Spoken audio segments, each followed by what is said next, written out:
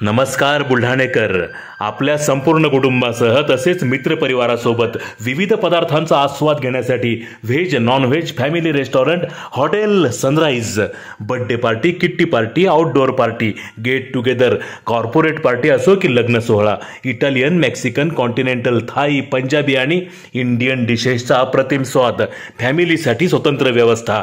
Hotel sunrise, Jaystambh चौक, जिल्हा परिषद gate जवळ, चिखली रोड, बुलढाणा.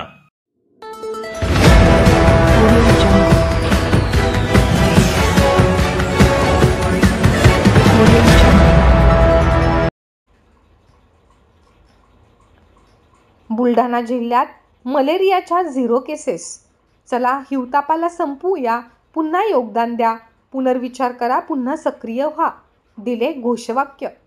दरवर्षी जागतिक हिवताप दिन 25 एप्रिल रोजी साजरा केला जातो.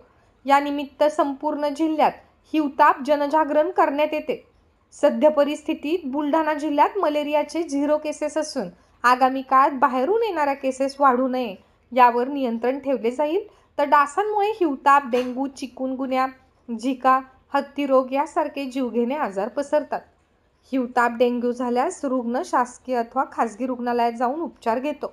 परंतु कीटकजन्य आजार होऊ नये याकरिता आठवड्यातून 1 दिवस तरी कोरडा दिवस पाळावा, असे आवाहन जिल्हा हिवताप अधिकारी शिवराज सिंग चौहान यांनी केले आहे.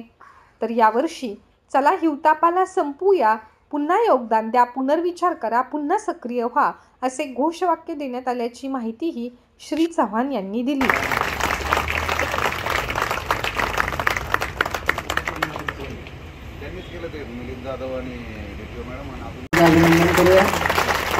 अशाच शाळा पुढच्या वर्षी आपल्या सर्वांसाठीच पडल्या पाहिजे, असं आपणही प्रयत्न करूया.